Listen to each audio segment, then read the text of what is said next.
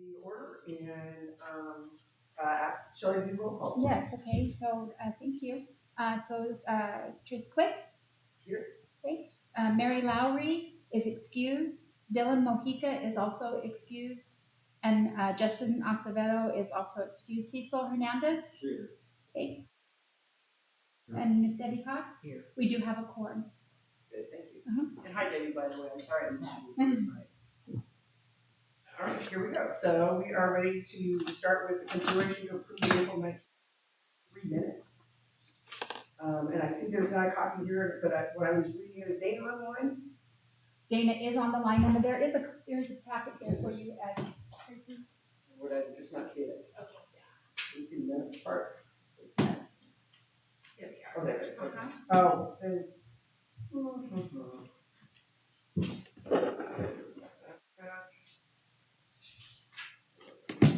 Oh, parking, there it is.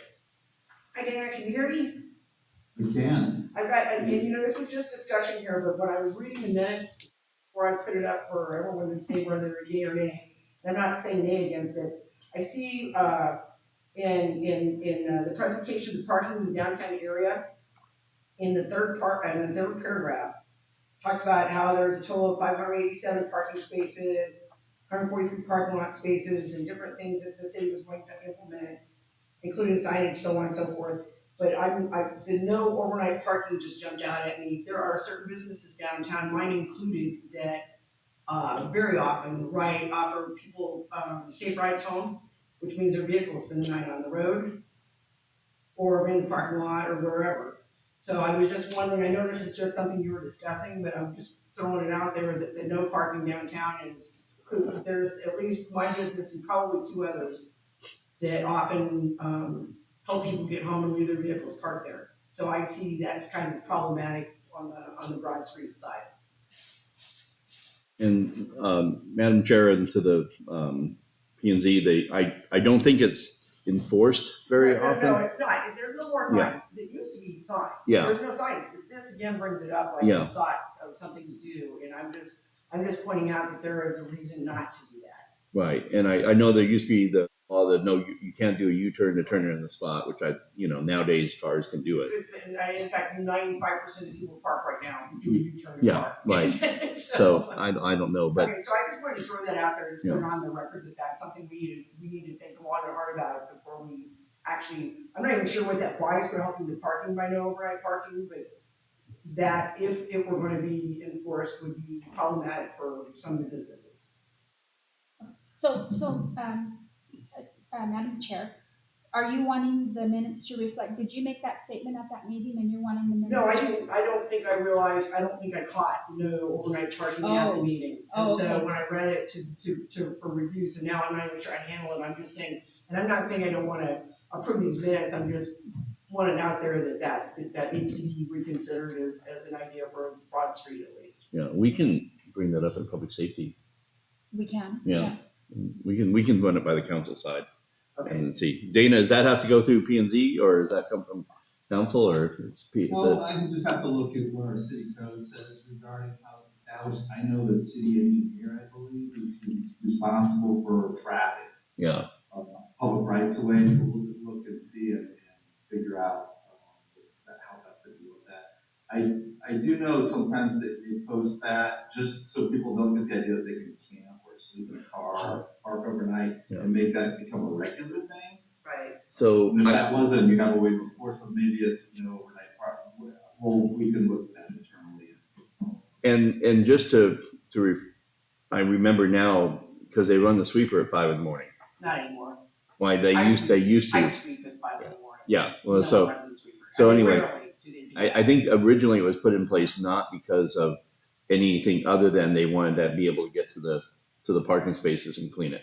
Right, well, and I understand that, and that's actually, because like I say, those signs are all gone. This is part of what seems to be where it says improvements that the city is wanting to implement include new updated signage, correctional signage, no semi-parking, no overnight parking, assigned numbers to parking, and better utilization of gravel parking lots. Yeah. So this is a new thing, it's not based on the old thing. Well, and I don't think we want to de-incentivize people from getting an Uber and just, Well, there's no such thing as an Uber, as Well, taking my son getting a ride bartenders home. and stuff, taking them home, but until we do have public transportation, then we should not be discouraging people from leaving their vehicles. right, I think it's better safer that they leave them and walk home or whatever they do. Absolutely. Yeah. Okay, So- that's all I've got. Okay. So, and does anyone else have any questions or problems with the minutes? And if not, can I have a motion to approve in a second, and we'll move on.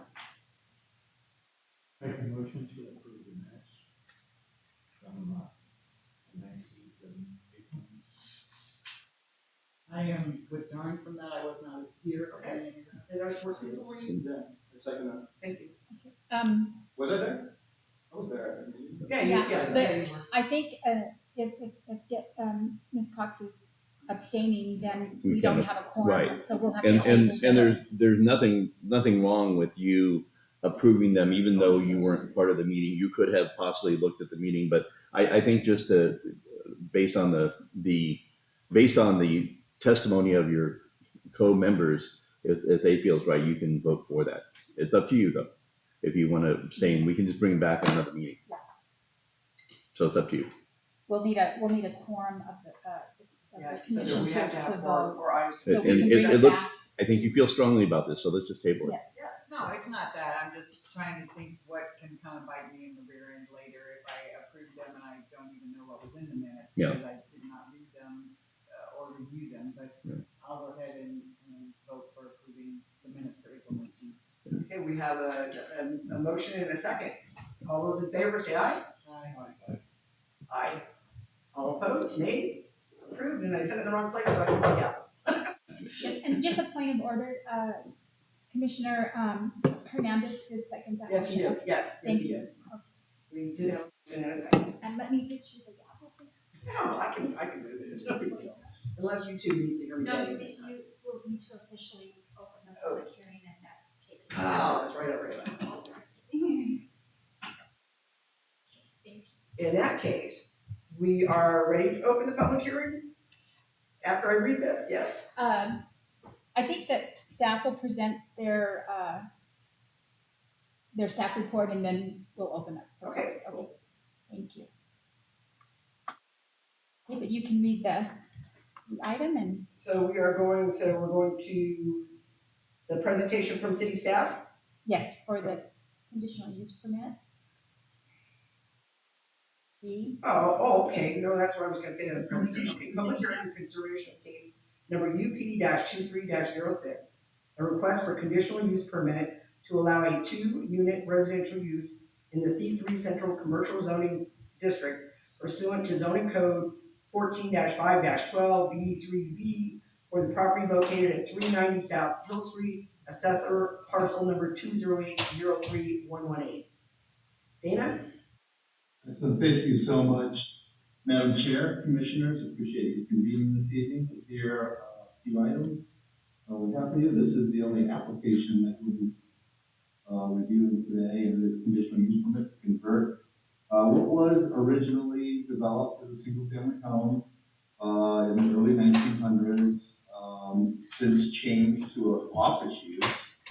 The property we're talking about is right here, right there, owned by Mr. Gary Melogia, who is the applicant. He's owned it for, I believe, about 25 years, some period. It's right here at this three-way intersection, across the street, close to this three-way intersection of Hill, Sutherland, and Maple. I'll quickly show you the zoning map location. That heavy red is our C3 commercial, or our most intense commercial zone district. The brown located catty corner across the street where the FEMA, I believe it is, offices and location is there is R2. So that brown is an R2 zoning district. This lighter pink is NS, or neighborhood services. And then this, in between the red and the light pink color, the other pink, less red pink, is C2 zone on Ash Street. So anyway, just getting you oriented to the property. So everything on the south side, including the Hill Street School property, is all zoned C3. Hill Street School property, as you may know, has a PUD or PAD. overlay on it to allow that school redevelopment fund or redevelopment project to occur. So anyway, so it's a straightforward C3, pretty intense commercial for what is effectively a collector street, if you will, Hill Street. It's also kind of the southern entrance to our downtown from Ash Street. So back to the history on the parcel. Apparently about 25 years ago, the applicant who may be available or and on Zoom who has the link, I'm not sure if he, I don't believe he's joined, Dana. okay. Yeah, right, we purchased it 25 years ago, and I think it's been an office, if you know, it's been leased as an office use, for to an attorney, I believe, for the last 15 years, who recently, I guess, moved or retired. No longer using it. Mr. Leloge and his wife live, I believe, either in Tucson or in the Valley, and they are choosing to have a second home, or start to utilize it as their second home in Globe. And they also have, when they purchased the property, it came with an apartment efficiency that's underneath in the rear of the building. I'll go ahead and see if I can. This is the parcel we're discussing. And as you can see, it's got this driveway entrance in and down to a large turnaround rated out area. The apartment, I believe, is back underneath here. It's access from the rear and lower walkout area of the property. This slopes down towards the street. Towards the Broad Street behind it there. That said, so is existing one-bedroom apartment. They're converting it, being in the C3 district, requires a use permit to change that use back to a single-family home or to a property, and that's the request. Our zoning code does establish or allow for multiple dwellings to be approved by a CUP in the C2 and C3 zoning districts.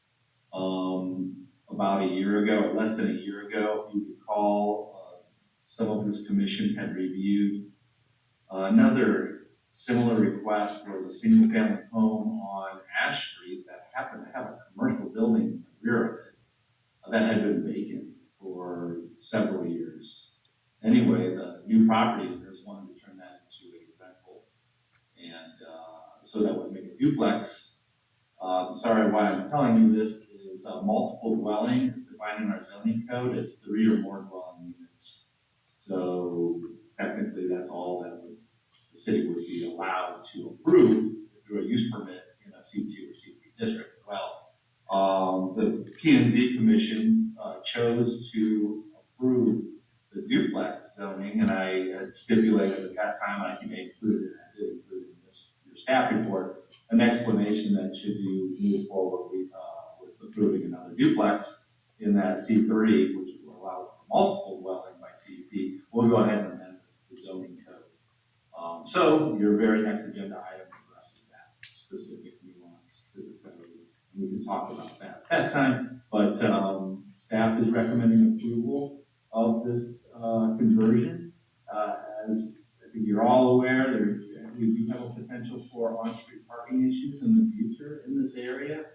I think converting it back to a residential dwelling, 2 dwellings with adequate parking on site, and definitely area to expand as well.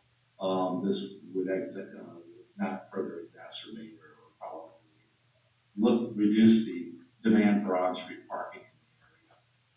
One other note, because of this location and because we're processing a use permit, the location at this intersection, this awkward 3-way intersection, I did identify that we want those cars coming out in forward motion, similar to what we discussed on Ash Street at your last meeting. But you know, can't guarantee it'll always happen, obviously, but we want to make sure we're covered in that incident, accident, because of this 3-way intersection. The more density you have on a lot, basically single families don't get too concerned about, but the way your zoning is written is that multiple family dwellings need to exit the forward motion. They're typically accessing collector streets. So, With that, staff is recommending approval with the conditions. We did notify all the surrounding neighbors and placed the ad in the newspaper as required, and have not received a single inquiry on this particular request. Be happy to respond to any questions, and as city clerk mentioned, after you do a Q&A or at whatever point you feel necessary to open up a public hearing, you'll strike your gavel and move the public hearing. Then there's no one there, and you can strike your gavel and close the public hearing. So with that, staff is recommending approval. I'll be happy to respond to any questions you have. Anybody have any questions? I have one. It's not, doesn't have to do with that. I was just, that intersection right there. Mm-hmm. You know where the plant is right there? 'Cause it is. I live right here. Coming around there, it's gonna be pretty dangerous. It seems like once there's a bunch of people, like that's all full and people are living there. Coming around that corner, it just seems dangerous. Thank you. And to that point, again, it's not ideal. It certainly doesn't meet, today's standards for intersections. We know, especially during the release of the school, that this area, these particular corners are inundated with pedestrian traffic. We do think, I think with development and more activity, believe it or not, things should be a little more cautious. It's a long straightaway on Hill Street right now, with on-street parking. So anyway, if it can reduce traffic, great. If necessary, at some point, I believe that this crosswalk no longer exists as well in my conversation. And I think part of the Hill Street School striping plan is to get that restriped. And have that For a crosswalk? For like a proper crosswalk right there? Yes, I believe they stopped striping that, so we can look at, and if need be, a traffic sign, or once it's warranted, we certainly have the mechanisms to. That's what I was kind of thinking, it's like that, those yellow blinking lights, like. Oh, slow a zone or hawk whatever. crossing, Yeah, something like that. strictly pedestrian crossing. Yeah.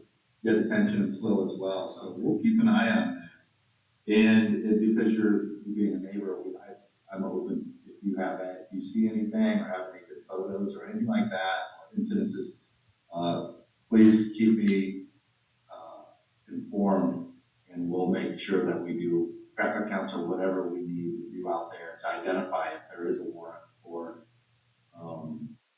or traffic considerations there. It's just those kids, they cross the street too, right there, all crazy. But yeah, this crosswalk would be good, and something like that, a sign or something, whenever it starts populating. Residents over to Nerdburger or to any of these others, there's a few other businesses over here as well, that we want to make sure there's easy access, safe pedestrian access there.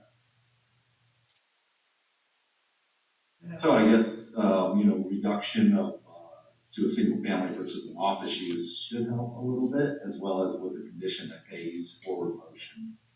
And when you're entering the right of way, should have some, impact, at least relative to this one lot that we're discussing today. Dana, on number 4, why do we have that provision in there about anything that is damaged by fire or other cause to the extent? That's just a reiteration. I include that on any of the old structures that have legal non-conforming issues. It applies anyway, but if I get more teeth, additional teeth, if I can include it as CDP or something like that. Is there any indication that that is on site for that property?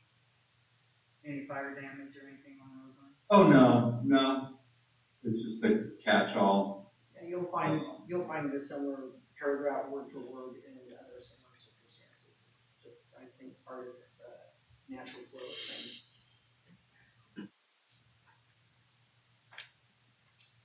And then they say that, let's see here. You know what, that lot line one day will move back. There's actually a right of way out there, so it'll have like a 10-foot setback at some point, unless we change the code or something like that, which we could as well with regards to setbacks. So we just want to know that it's going to be redeveloped in compliance with our codes. And again, that applies to any property in the city. That statement is right out of our non-conforming structures code, so it actually applies to any property in the city. Art, you have a I question? just get redundant sometimes if you don't like it. Ask me how to do it. Yes, Madam Chair and staff, I've thought about this a lot. Due to the density of activity on that corner, and we know that's going to increase with hundreds of units there at Hill Street School. Does it make any sense to have some sort of timed parking out there? I know this occupant and that's looking to have this done, and we certainly have ample parking back there. But would it make sense to have some sort of timed parking?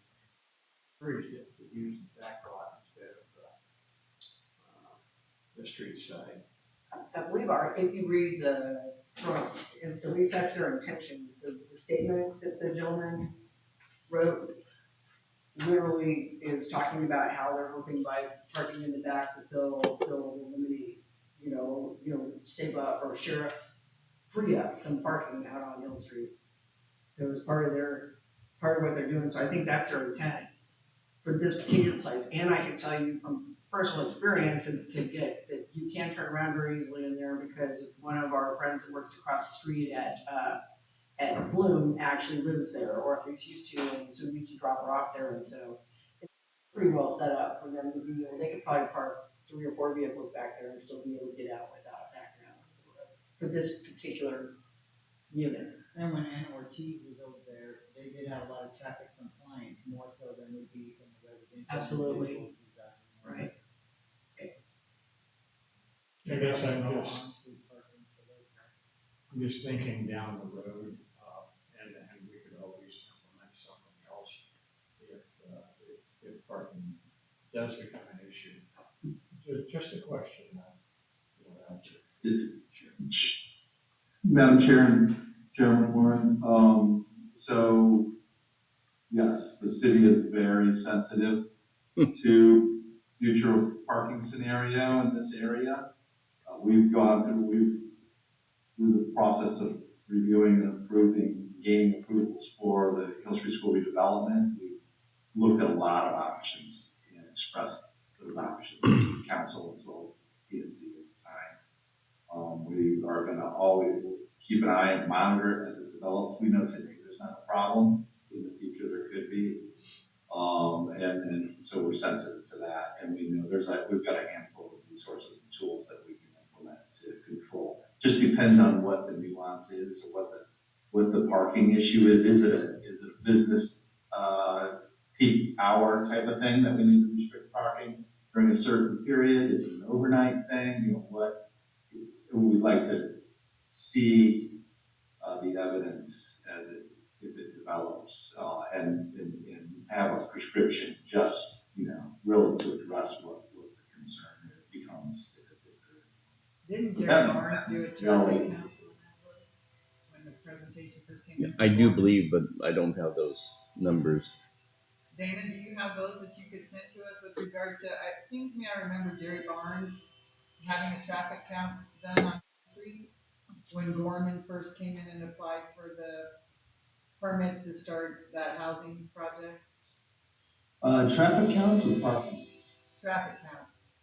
Huh. I'm like Oh, yeah. 99% sure Jerry did traffic counts. Yeah, we can find out what, I don't recall how many, yeah. We can do a train count too. Sound check. No, Well, and I will say that in my somewhat relatively brief period of time on planning and zoning, everything that involves a building, we talk about parking. So it's not, every single time it comes up and parking is amazing. And you see how I started the meeting, worried about no overnight parking. So I don't think I've been in a meeting yet that we have not had some conversation about our parking situation.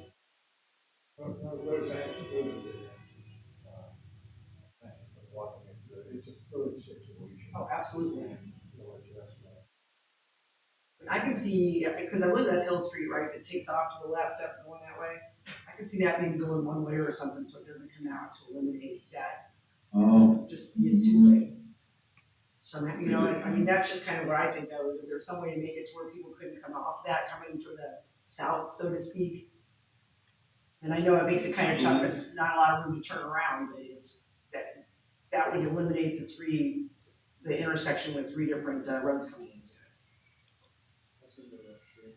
Yeah, I'm sure. There already is busy all the time. Yeah, it is, well, and that's, once again, here we are at parking. So do we have any other questions or comments? Then I believe we're gonna open the public hearing. Shelley, do we have anything from anybody? I don't think. Oh, there's. Actually, everyone I've talked to about that we're doing this is they're just kind of pleased to have it go back to a house, so. Everyone likes the idea of it being an old house instead of an old house with an office in it. Okay, so we have nothing, so then I'm gonna close the public hearing. We're all done there. We have a motion. Have a motion to approve case UP -22-06 for the conditional use permit to allow 2-unit residential land use in the C3 Central Commercial Zone District. Following conditions. Do I have a second? I second it. All right, we have a motion and a second. All those in favor say aye.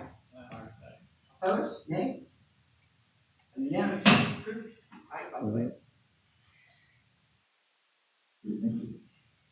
Okay, so then we're going to move into kind of what we've already talked about on C, initiation of a text amendment to allow 2-unit dwellings in the C2 and C3 commercial zoning districts with an approved conditional use. Dana? thank you so much, Madam Chair, Commissioners. As we just discussed, I'm showing you the C2 zoning code online. It's the easiest resource, and I think you have a link to it in the electronic zoning, planning and zoning commission orientation manual. Anyway, so what we have is a list of uses. I'll take the opportunity to explain the structure of just how a zoning district is organized. C2 intermediate commercial is what we're talking about, as well as C3. I'll scroll down to that next, but every one of our zoning districts has use regulations.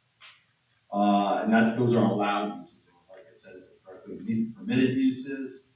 Then we have prohibited uses expressed, nothing listed except for industrial uses in this situation.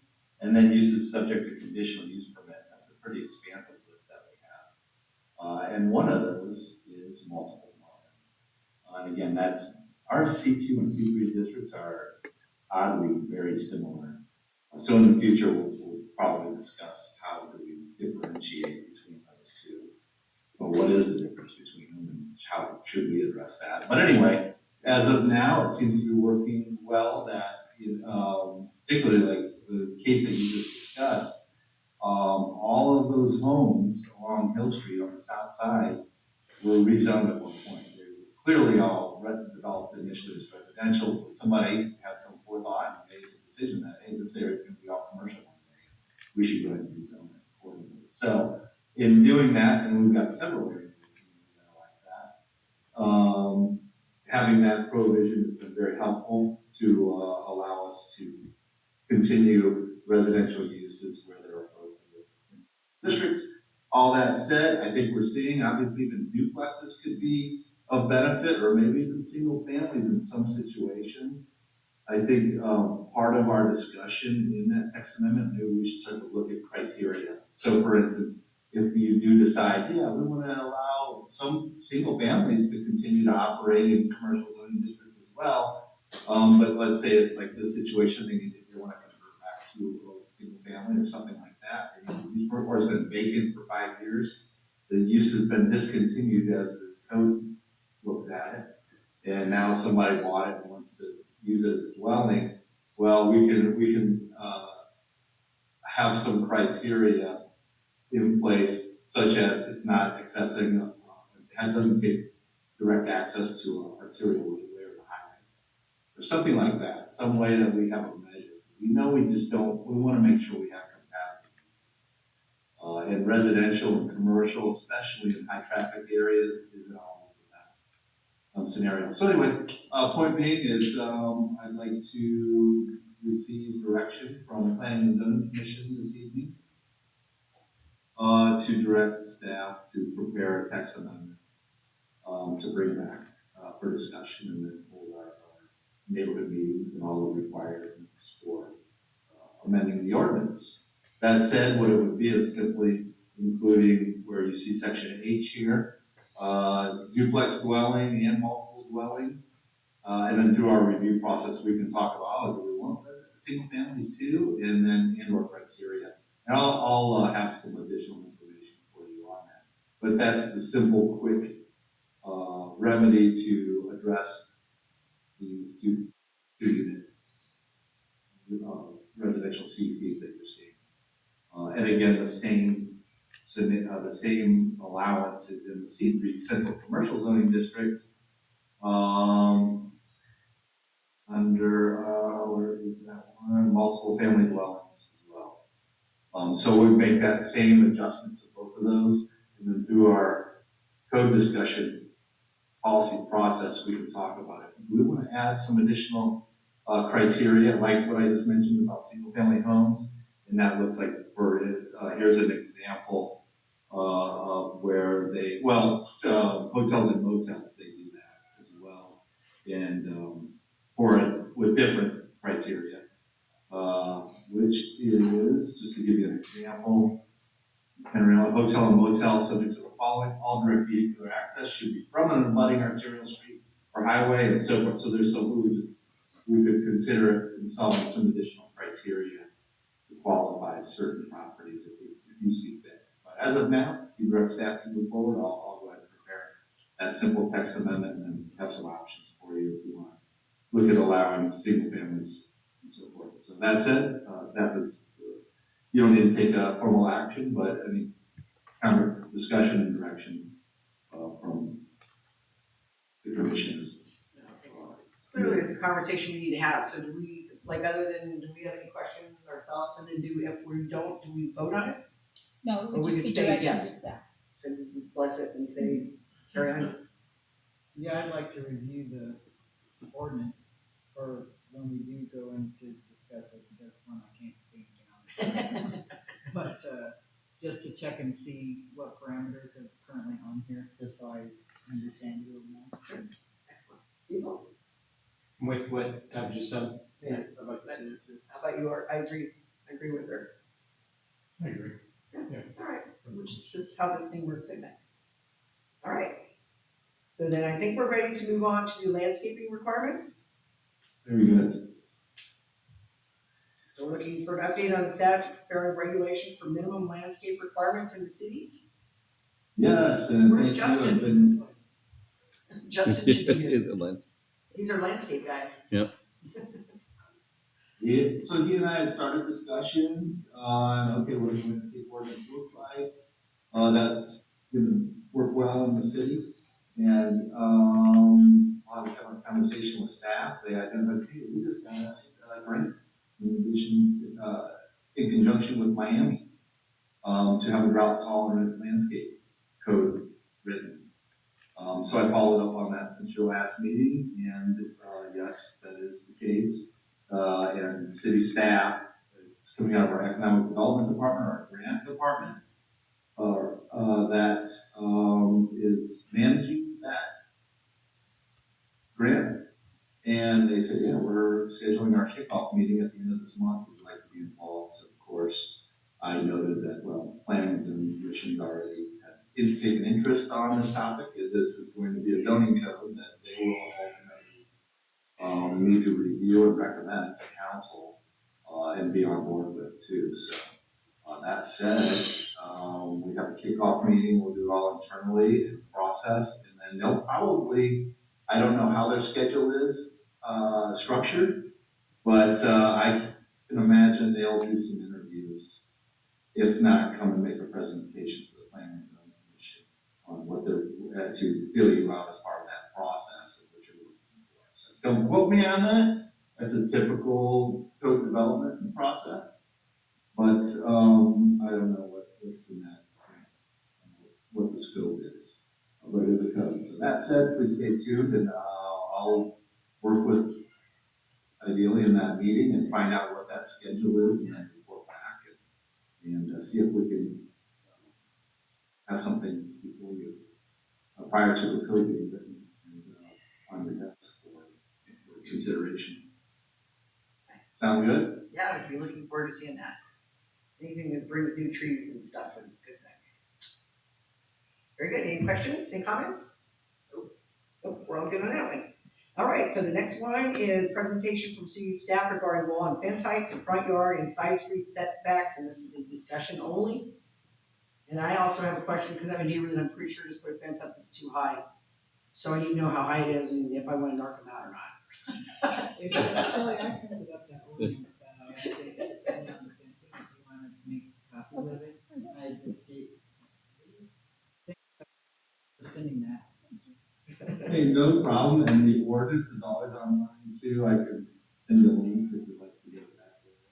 One All right. statement I have is that we discussed this on last meeting, where we were going over some items on the fencing stuff. What I did not see in that ordinance was anything to do with transparency.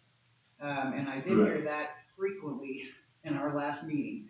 So I went through there, so unless I'm totally missing it or didn't get a page, that is not addressed anywhere in that ordinance. So I'm wondering where that transparency came, other than Globe potentially wanting to see things look different than they currently are. So, but if it's not in the ordinance, I don't know why we're putting that as a requirement on anyone who's coming in and asking for a CUP with regards to that particular fencing issue, because it's not addressed. Very good. A great point, correct. And that's the glory of a conditional use permit process. You get to look at, okay, is our code doing what it needs to do, or is it capturing everything? Is this a best practice, or is it missing something? Through that CUP process, we can talk about that and include things like transparency. It happens to be a common part of the code, fence code. Obviously, there's a big difference, and we're getting ahead of the presentation here, but I'll go ahead and address that, and we can get in and continue the discussion on it too, as we look at some other information I found, peer communities and stuff. But you know, there's when you have a code that is designed to keep an open yard or visibility, openness, that's the intent, right? It's to keep walls at 3 feet in that front yard setback. Because we want to see the yard, we want them to see us. We want this openness in the community in lieu of a 6 foot solid wall, kind of a fortified kind of scenario. Well, when you're doing that, the type of wall and fence becomes critical. Obviously, a view fence has a different appeal than a solid fence. So when you're talking about height in a 6 foot tall fence or a 5 foot cumulative, if it's on a retaining wall or not, if it's that tall, obviously transparency gets you closer to the goal and intent of the code, having a restricted height structure in the front yard setback. So that's why transparency is used. Now, unfortunately, I didn't go through all the peer communities that I reviewed to show you my findings, but transparency is a huge part of it, and I'll include that in future discussions on this, depending on where we go here. All right? So yesterday, just out of curiosity, I was going through because I saw that we had no chain link fencing, so I don't know if you could address with what you're going to be telling us anyway, and I'm sorry to interrupt you again, but I don't want my brain to quit. I took the back way from Connie's to come up to my house. I live in the Skyline area. On one street, there were 11 houses that had chain link fencing in various degrees. I mean, from like, you know, the 3 foot level up to at least 6 feet. So when you do the presentation to us with regard to, you know, what the city staff's recommendations and stuff are with regards to this, is one of those things addressing with what is currently in existence as it stands right now, pretty much, you know, that made me drive down 2 more streets on my way into work this morning. So it was just kind of one of those things of how many is there, because until our last meeting, I had no idea Globe had so many fence issues. So it just seems to me we have a lot of either grandfathered in or how do we look at addressing that from your recommendations, from you and your staff? A little guidance on that, please. You got it. Quickly, I'll just address the chain link fencing. So I know our code was updated in 2018. Prior to that, there was some acknowledgement of wire type fencing or chain link. They just use wire type in most codes to capture any type of fence like that. There was something in there prohibited some anyway, but we since then, since 2018, I believe, prohibited the chain link outside of the industrial districts. And also, when I was doing my research for heights of fences, I happened to just keep on looking and see who prohibits wire type fencing, and it's a common. Probably since the 90s or 80s, it's been common to start to prohibit those in residential areas, in urban areas, just because they're climbable, they're difficult to maintain, and you'll see some examples in near future too of some scenarios, particularly when they put the slats in them. Yeah, I've got one of those at a rental property, and I always wonder how those things just exist. Sears fence from 1960, 1950, and they don't age well. So anyway, that's why cities move towards prohibiting those, particularly in neighborhood areas. So that's the history of chain link, and we can further explore that if you wish. Like, hey, show me an app. Why, or how are we not the only one that does this, or whatever it is, and I can pull all the peer community data and say this is, best practice. We don't like to reinvent the wheel. We don't like to go do all research and learn the hard way. We like to learn from other people's mistakes. Hey, we need to restrict stuff like that. But anyway, that's been my experience with wire type fencing and why they're typically prohibited in neighborhoods. So, and we can touch on that. We'll do all fence. Since we're on the fence topic, we can expand the scope of the research and the text amendment as much as you guys direct me to. Well, I mean, an example too is we had that gentleman that was here last meeting that was doing the cars up there on top of the hill back behind Pioneer Hills. And Right. he was asking to put up a chain link and put the privacy slats through it. Well, I just, literally the day after the meeting, because I guess this is a really good thing because it's making me pay more attention to things, but I went through two businesses that are sitting on US 60 Ash Street. They have the chain link fences and they're partial privacy shingles or whatever you want to call them that are going through the fence and the rest of it's not. So that's why I'm just wondering, how something like that grandfathered in or something along those lines when we start attempting to make these text amendment changes to make sure we're taking it and we're being fair across the board, because frankly, with what I saw on US 60, what that gentleman was asking for last meeting definitely seemed very reasonable compared to what I was looking at when I was driving around. So. Yes, so to that point, correct. Any chain link that you see that's not an industrial district, has very little industrial property, would be legal non-conforming. The day it gets damaged or it's removed, and they want to replace it, it would be something in compliance. It wouldn't be cheap. On occasion, people put them up illegally. I'm familiar with a couple in town that were to deal with. But outside of that, yeah, there's a lot. There's several different types of fences. Chain links and cheap easy ones for sure. You see a lot of that. I think it's something that's going to be valuable as we move forward. So let's start to look at neighborhoods with chain link and that with what that appeal is to you versus a neighborhood with wood slatted fence or a neighborhood with a block wall fence. And go from there. What do you think the community, what do you think is appealing as a community member? First of all, what's the desire? What's the feeling? Okay, now how do we achieve that appeal? Obviously, it has an impact on people's sentiment in your community and their neighborhoods. So I think that's an important process to go through and look at images and say, is that where we're going, or or is this where we're going? So what's the goal? So perhaps the text amendment that we look at for that fencing on the stuff that's in existence, that's basically grandfathered in, for lack of a better term, we may. Correct, about anything that's existing prior to the code is grandfathered. But we need to, I think, address issues such as what is considered damage before we have someone that we request to remove their fence or to do something different, so that that is sending in our ordinance. So as new people are coming in, they're not going, my neighbor 2 doors down got to XYZ. Well, it's because the whole front of his fence fell down or something along those lines, but the guy that's 2 doors up, it did not. Right now, as that ordinance stands, from what I read, none of that is addressed, which I think causes some confusion and frustration from the community when we say no to a conditional use permit or something that they think is more cost effective or, you know, easier to do for them, because they're looking at what's around them, and that is not addressed in our ordinance with regards to the fences. Well, except the building permit being required addresses it because it gets stopped right out of the But it's street. still not in the ordinance though. And who? So it's a different section.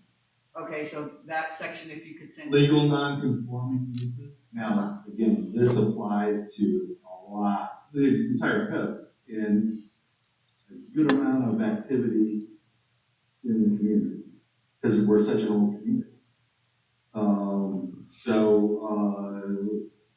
If you look at the code and digest this, it's involved. It's primarily due to what you're talking about, construction activities that is no longer meeting the code, versus use activities, like how you use the property, but it applies to both. And every code, every zoning code has this. This is what a standard operating procedure, and it's called general, will be under right administration, I think. Scope and purpose. Non-conforming is the very beginning of the code. You got your title there, and I'm on this is the first part of the zoning ordinance. Scope and purpose. This explains why we have a code, and the purpose of it, and how it's applied. It includes ultimately my responsibility, your positions, and your responsibility. Non-conforming uses, building structures, and sites. And that's always about the beginning of every code. Some sort of administrative rules in the back of the code, but because you're reading the code, you know, this is where they want your foundation that you should have as you look at the code. So you go through that, and it's got abandonment, prohibited uses, change or expansion of legal non-conforming uses, just a variety of different scenarios that we need to apply when looking at when they annex property, how soon properties that have illegal storage on them need to convert within 3 years, stuff like that. It's broad. So anyway, that's the section that identifies grandfathering. And that grandfather not really using it, so it's not conforming. For legal non-conforming. So the difference between illegal non-conforming and legal non-conforming is illegal is you can't find a code that ever that allowed what you have going on here. And that's hard in because I don't have a code pre-98. In other communities, I've had them from the 60s, and you'd be surprised that a lot of the same stuff from the 60s is still used today, particularly front yard setback, fence heights. Anyway, and legal non-conforming, it was legal at one time, but the code changed it, now it's not legal. Here's the prohibitions that allow it to continue to exist. If it's damaged greater than 50% of its value, and there's a whole technical process there that staff has to go through, which it doesn't happen. I mean, you're talking, this happens once every 40 years, and you gotta actually apply the legal non-conforming term out. Anyway, and that's the same code that applies to if that house burned down that's at a 10-foot setback and a 20-foot setback exists. That's the code that says it's greater than 50% of the construction cost. You need to rebuild it. You need to plan for the current codes. And like I said, it's pretty standard policy and code for most communities.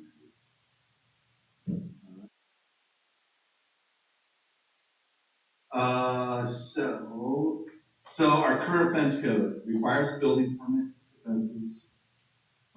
Fences are on private property with owner's permission, of course, not in city right of way, but we do have people that built them in our right of ways.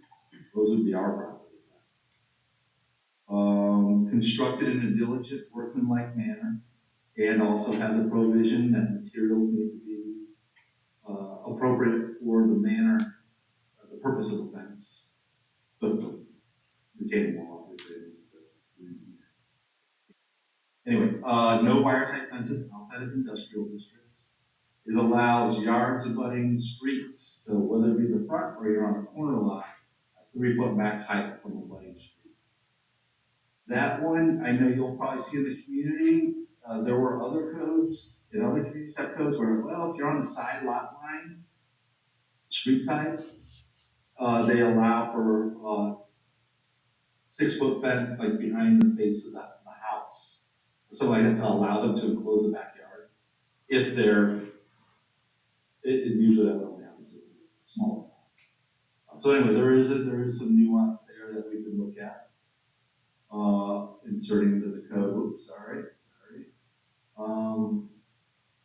6-foot max height in residential zoning districts outside of the setback, and 10-foot max height in commercial and industrial zoning districts outside of that front setback. Again, the whole intention is to keep the front open.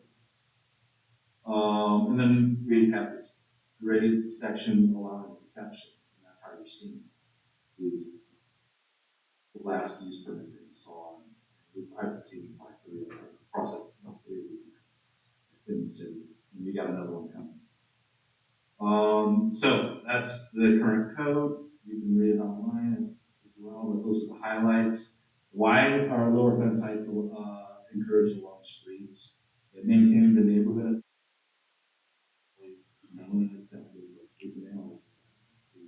What we prefer, or what you all prefer. It provides some level of what they call SEPTED, crime prevention through environmental design. It's something that was developed for law enforcement on how we can start designing properties to allow for natural surveillance. People so you can see that frontage in front, anything hiding or creeping around, breaking into windows, things like that. Also, it encourages property maintenance to identify them. If you can see the front yard, then the city can enforce illegal storage of trash and debris in the front yards. People have taken greater pride when their property is visible like that as well, and maintains their property. And then finally, it also provides a clear boundary between public and private. We know where we are allowed to go and where we shouldn't go. Thirdly, it's a more appealing than a wall interference. So for this effect, there's days, if you Google online, you'll see a lot of discussion on why there's lower heights in fences.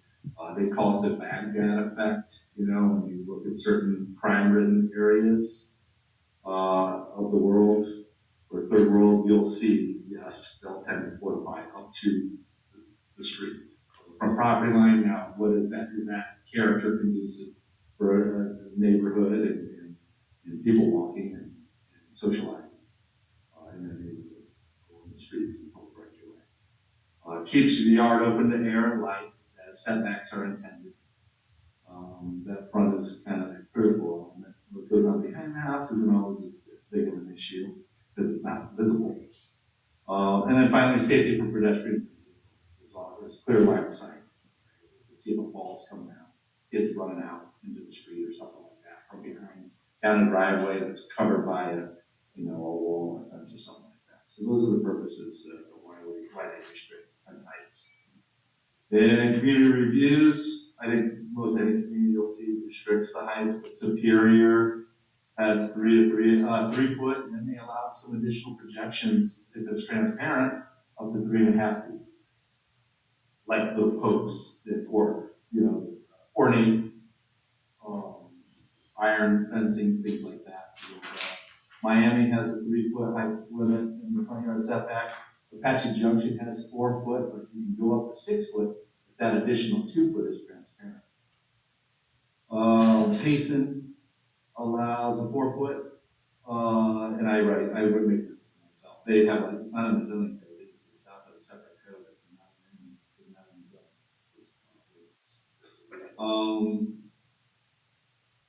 Mesa, 3.5 foot max, allows up to 4.5 of the first if 1.5 foot is transparent. The top 1.5 feet is transparent. Chandler has a 3 foot, Gilbert has a 3 foot.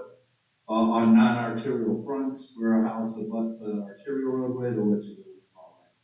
But again, they don't have individual driveways. Typically, it's all master plan subdivision communities for the most part. Phoenix, 3.5 foot, 3 foot in the historic district with approval, and Fountain Hills, 3.5 feet. Third question? Question, no, go ahead, David. So this, for the most part, is addressing freestanding walls. Now, in the hillside community, it's low, we have some scenarios where we have retaining walls. How do we address that? I've got experience in Fountain Hills where there's significant topography, and a few other communities that have more of a three-dimensional topographical kind of environment code.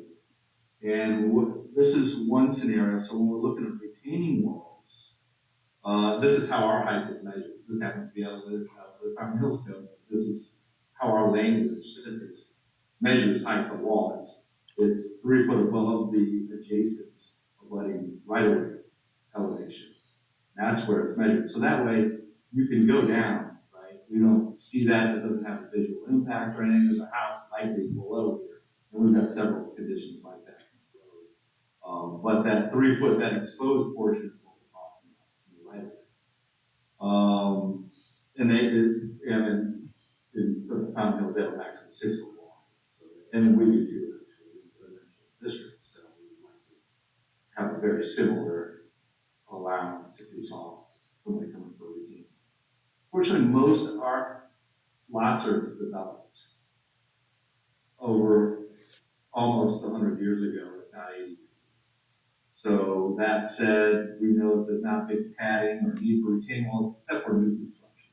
That might come in and redevelop the site. So that's how heights are measured. Now on the reverse, I'm going to show you an example of how Fountain Hills does it in the reverse, where it's uphill. They need to bench back and terrace walls. So they keep that 3 foot height max in the front yard setback. And then, okay, you need to retain like 8 feet though to get your, pad up to your pad and your building area. So how do we address that in the front yard setback? And they had a policy to do, okay, we got the 3 foot max, as long as and that could be a retaining wall, right? This is all backfilled. This is a sidewalk. That's a 6 foot individual standard. As long as they step back the height of the tallest of the two walls, in this situation, it's 3 footers. So put a 3 foot planter in between and then go back up. So now you're retaining, and you're actually able to make up about half a foot or about a foot in between these two walls too, slope. So you can get even taller, but you can retain up to 7 feet within a 3 foot distance from back to sidewalk and if the property lines behind the sidewalk. And it's only not, with the thickness of the walls, 4 feet of your front of your lot. But you're maintaining that, and then on top of that, you're allowed to do the view fencing there. So anyway, so that's the result in lieu of having a 6 foot retaining wall right along the road for your front property. That's how they do it. That's how I would suggest it works well. Additionally, there's some engineering that this satisfies too. You don't put as much pressure on that lower wall when they're separated like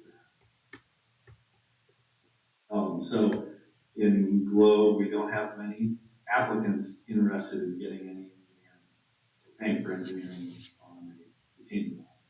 So there are structural standards that if there's a certain separation, you're not required to have it.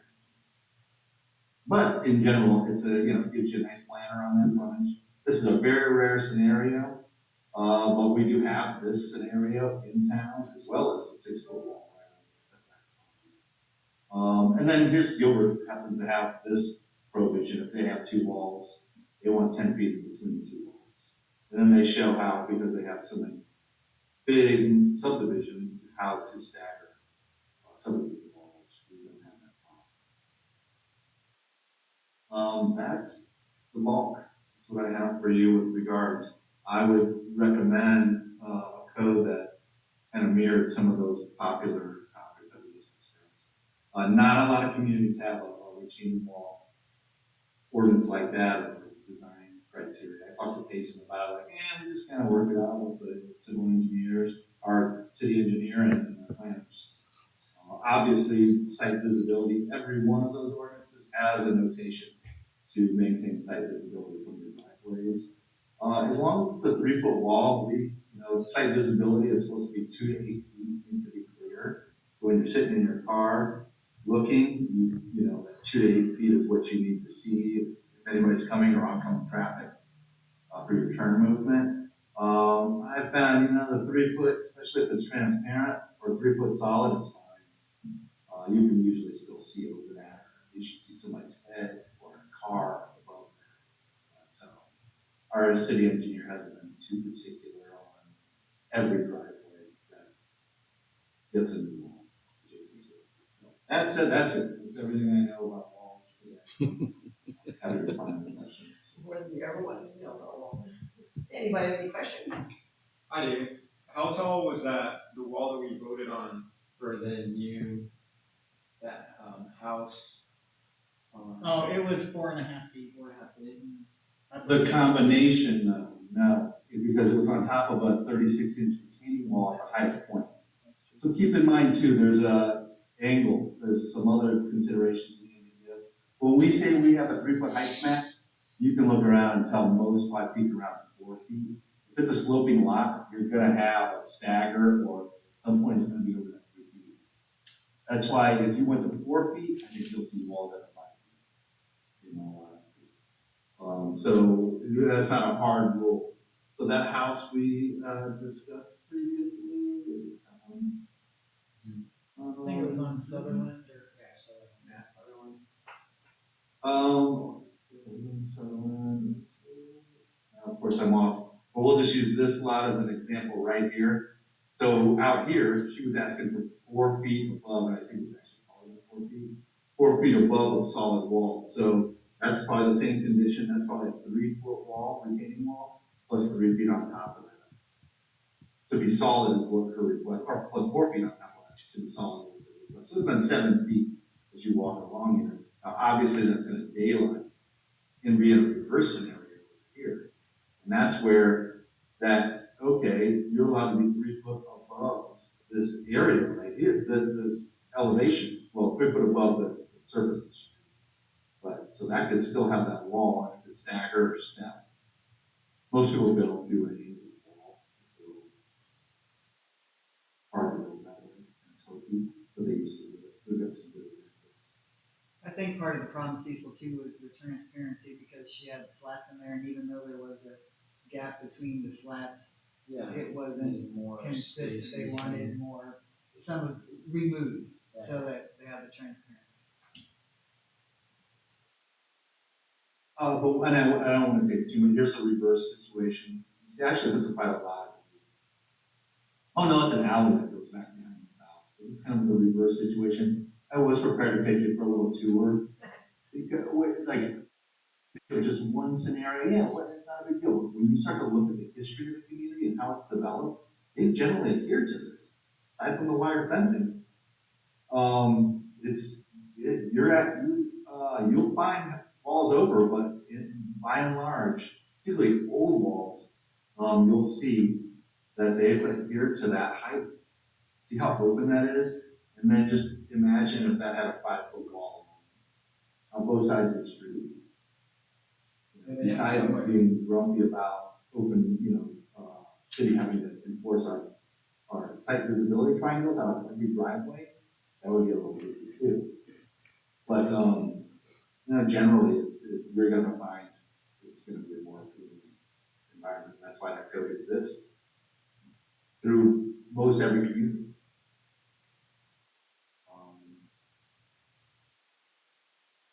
Another one of those examples. And if you keep looking, and this is the right area, you'll start to see there's a few of the terrace walls too, where you'll see a planter step back, and that can be very attractive if somebody likes to maintain a planter, as well as get that height. It gives that more appeal, benching that mass back away from the sidewalk, so when you're walking, nobody can sneak out around the corner, in the driveway, but it also kind of gives you that openness feel. Not like you're walking down downtown the street, the building is adjacent to it. But I am curious of your thoughts on this. I know last week we were able to get some of your thoughts, but are we on the right track, or do you want to see something more or something different? The 3 foot, like, decision for the 3 foot, why would a decision for 3 foot? From what I see, most of everybody has like 3.5, like the majority of people, what you showed. Hey, keep just cruise the neighborhoods. I've had to do it a few times. So like 3 was like what it Presentations. should be. So when we have subdivisions like this, Reyes Ridge, a new subdivision, oh my gosh, somebody's gonna plat lots and build roads and infrastructure for housing development, as you know it down the valley. A new community. That's a different situation. All those walls, the retaining walls, everything needs, for the most part, needs to pad out those lots, like in this scenario where these are padded. They gotta build a pad for a front yard. Well, we probably do that. That's not necessarily, that's dealt with through the subdivision process. It goes to you as well. And that's where we identify things. No, this is all right, but that's where it can occur in that subdivision to develop that subdivision appropriately and add those sites. So that's a kind of different nuance in that subdivision approval is the mechanism that we can approve walls over that. But we try and keep it down. You'll get into some scenarios like this. We do a little better job today in engineering these things, engineering communities and padded lots, but you'll run into situations. We had a 30-foot wall in the pre-plat. It's not a front wall. It's behind how it's in the common rear lot line in Reyes Ridge. And one of the conditions of approval, let's work on how we can get that down, because I know they wouldn't want to build a 30-foot retaining wall. You're better off not building 8 lots before you pay for a 30-foot retaining wall. So anyway, yeah. So you'll see them, but again, up above, they're keeping that yard open. And you could imagine if that was solid, that'd be a very different character.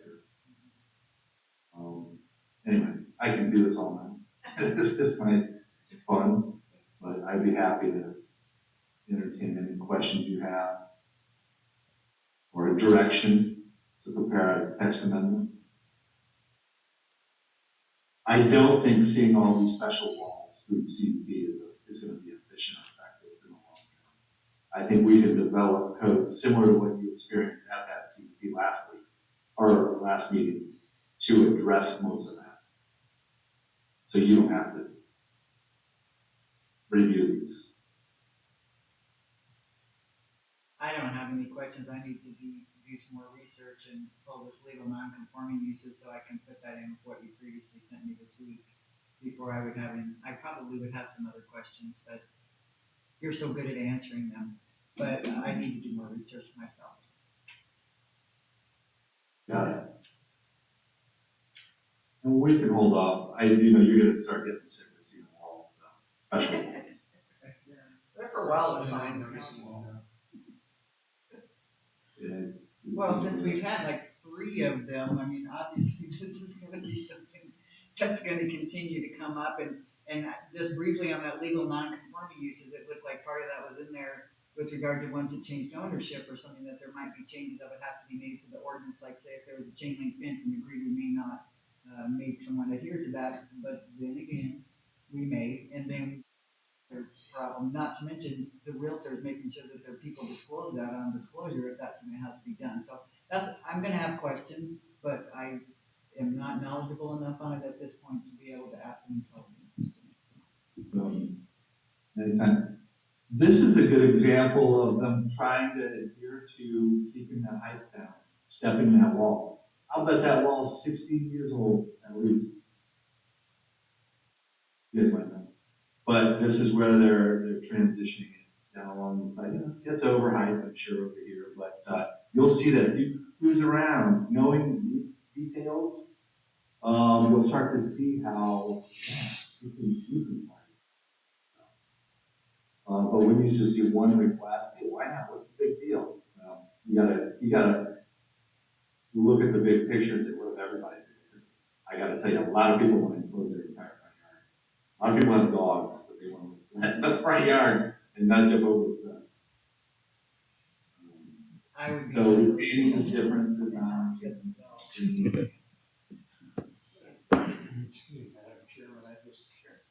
Anyway, okay, I won't take any more of your time. Hang on one second, Dana, I think Eric's got something. But I'm just, maybe editorial comment here. I think overall, the city of Globe has done a good job given the topography challenge they are faced with structures and benches, terraces. It's gotta be a challenge, and I'm sure that some of this stuff has been pretty well thought through. And you have to give some latitude, I would think, for the topography. Great point. I do agree that there needs to be some criteria in the code if we are to change the code to address, so like that would be a good mechanism to kick it into a special fence for you. Or can we write something that gives the ZA that latitude to look at certain conditions in that? And keep in mind, when we write code, we want to incentivize people to do the more attractive thing, right? So transparency. If you do this, then you can put that on top of a 3-foot retaining wall, right? Versus a solid wall. If you maintain 50% transparency or 40% or something like that, then people are going to want to do it. There's a benefit. Oh, if I don't, I just want to go solid. I'm not allowed to do that. Or I need to go get special approval. Or so that's my goal in writing ordinances is to how do we make this appealing to people, let alone and meet our end goal of higher quality, a better community appearance or function, whatever it is. Anyway, thanks, Art. I like having a topographical kind of waiver in some way would be helpful. Anyone else? I think it seems like you're moving in the right direction on this, Stephen. So I believe that means we're ready to talk about future agenda items or scheduling the next meeting. I've got one item for you. We just advertised a CUP for a fence on the 6th. Fortunately, it's a long month, a lot of Wednesdays in this month. 5 Wednesdays in this month, so you got 3 weeks until your next meeting on the 6th. And so far, that's all we have. I'll bet we'll have a few more things. So you're thinking September 6th? Yes, please put it. I already had it on there. So you must Yeah, close that that's out. on the 6th of September. Okay, I have a question that I'm sure Paul's gonna know exactly where I'm going with this. I'd love to know what the code is for broken down cars with flat tires and busted windows and no bumpers and stuff in public parking lots. Yeah, if they're dilapidated, not running, or not registered, they're a nuisance and can be cited. We give usually a 30-day warning and then a citation, and it goes to the judge. So how long does the going to the judge part take? Oh, well, it's the judge. They have to. Dana, you may have more information, but I know once we cite it, they have like 25 days to plead whether they're responsible or not. Then they set a court date. I think it's usually about 45 days by the time it gets to the judge, and then the judge wants to see. I can't speak for the judge, but usually he's more about getting results and getting fines. I And would love to see results. yeah, so I think cars usually those get cleaned up pretty quick. It's either there or it's not there, but it's it's a labor of love of trying to get these moved out and done. But if you have any that you see that you want to just let us know. And I filed a formal complaint months and months and months ago. Yeah. I know that Sergeant Boyd is working on it and doing Oh, everything that's gone on. for yeah, no, months. well, And now he's moved 2 more vehicles into the actual public parking spots. Yes, So he's and- taking up parking. okay, You know, so I'm talking about specific I know what you're talking about now, and oh no, that's about as quick as it moves. So- Now the 3 of those cars are sitting on flat tires. Yeah. They're there, and then now he's, like I said, he's moved in, he's got 2 that he's just got parked there, he's taken out of parking. Yeah, no, it's, So like, is there a number of vehicles a person is allowed to have that's registered and on the good tires? I mean, you have to have them. They have to be registered, drivable, and on your private property. But in that case, that's a it's within the courts right now, and I don't want to speak too much about it. But yeah, no, it is frustrating. But if the judge sees no progress, he'll impose a fine, and then after I think 2 second additional fine, you can get into habitual offender. And then Dana, it can start piling up, right? If you get the habitual. We just tow them off?